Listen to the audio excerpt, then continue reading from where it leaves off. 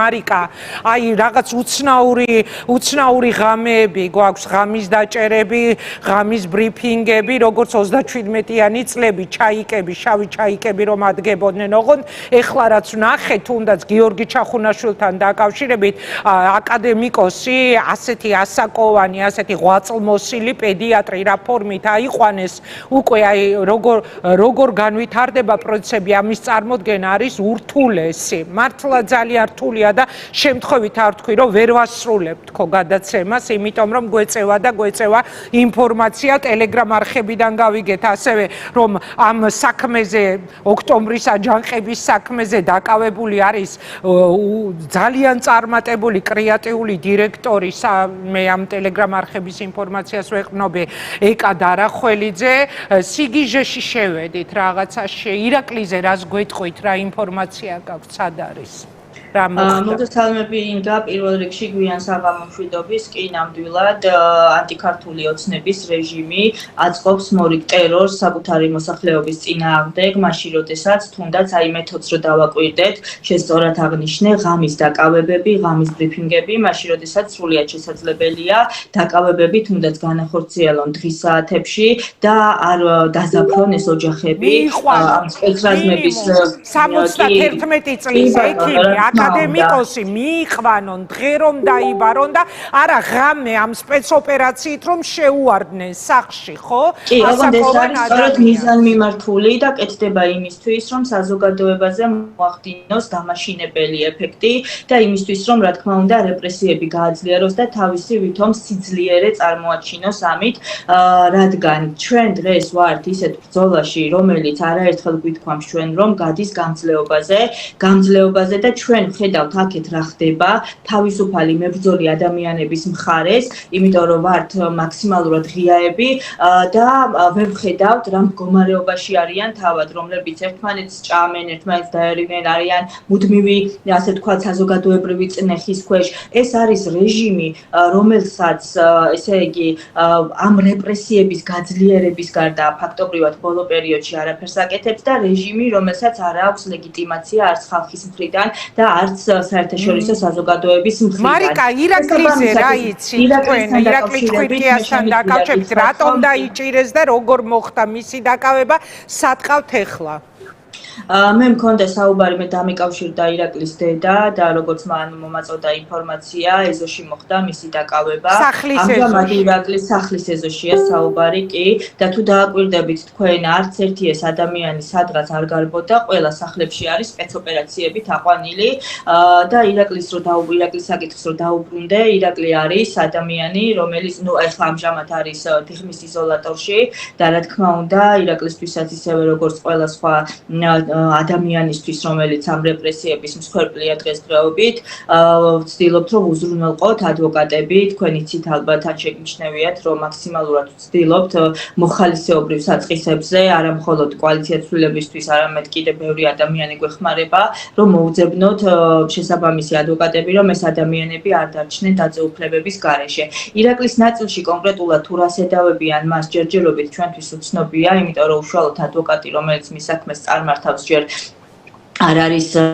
სული და რომ ნახოს პრინციპში სანამ არ მოხდება ბრალის წარდგენა და მისთვის დოკუმენტების გადაცემა, მანამ ამის თქმა იქნება შეუძლებელი, თუ რასთან დაკავშირებით ხდება ოფიციალურად ეგრეთ წოდებული გამოძიება, მას რას ედავება. აქ არ არის მნიშვნელოვანი კონკრეტულად, მაგალითად ბრალის დადგენილებაში რა წერია, ჩვენ ვხედავთ, რომ ეს არის პროცესი, რომლის ფარგლებშიც ივანიშვილის რეჟიმი ცდილობს ძალაუფლების მიტაცებას. ეს არის რეჟიმი, რომელმაც ასობით ადამიანის მოახდინა, ესე იგი, ფაქტობრივად მკვლელობის მცდელობები ამ ნაცემ და ნაწამებ ადამიანებზე, ჟურნალისტებზე, რომელსაც სპეციალურად შექმნილი აქვს ტიტუშკების დაჯგუფებები და მუდმივად წინასწარ ორგანიზებულად თავს ესხმის ადამიანებს, პოლიტიკურ პარტიებს, ოფისებს, პოლიტიკოსებს, გამოკეტილი ყავს ციხეში ფაქტობრივად ყველა პოლიტიკოსი და ჩვენი პოლიტიკური ლიდერი კოალიცია ცვლილების 4 ლიდერი ციხეშია. ეს არის რეჟიმი, რომელიც მაგალითად მასწავლებელ ნინო დათაშვილს სრულიად უსაფუძვლოდ, მაშინ როდესაც მის წინააღმდეგ მოხდა დანაშაულის ჩადენა კეტავს ციხეში. რეჟიმი, რომელიც ექიმებს სრულიად უსაფუძვლოდ იჭერს, მსახიობებს, იუმორისტებს, უბრალოდ რიგით მოქალაქეებს, ადამიანებს, რომლებსაც არანაირი კავშირი დანაშაულთან არ შეიძლება რომ მქონდეს, მაგრამ დღეს ჩვენ გვაჯერებენ რომ თეთრი არ არის თეთრი და არის შავი. ამ ყველაფერს ჭირდება მობილიზებული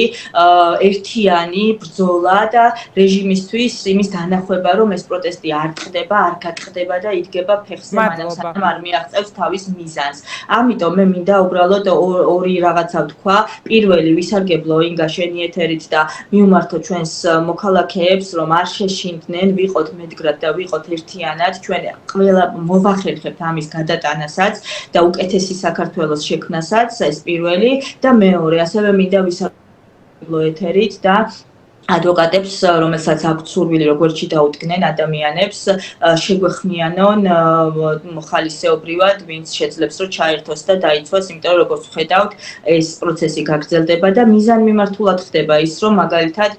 ერთიანად კი არ აკავებენ ადამიანებს, არამედ აკავებენ ნაწილ-ნაწილ, გამოზოგილად და ღამის საათებში, რაც მეთოდია ერთგვარი. ყველაზე თვალშისაცემი ღამის საათებში სახლებთან საფრებით სახლებში შევარდნით მე წეღან მკითხულობდი ჩამიგდეს და კიდევ ერთხელ წავიკითხავ მაგალითად ლუკა დევდარიანი რომელიმე არ ვიცნობ არ ვიცი ვინ არის ის მაგრამ ჩამიგდეს რომ ლუკა დევდარიანის გვერდზე დაიდო ეს პოსტი რომ სალამი ხალხო ლუკას დედა ვარ ახლა გამაგებინეს ლუკა დაიჭირეს გარეთ არ ვიცი სად წაიყვანეს მეზობლებმა დაინახეს რომ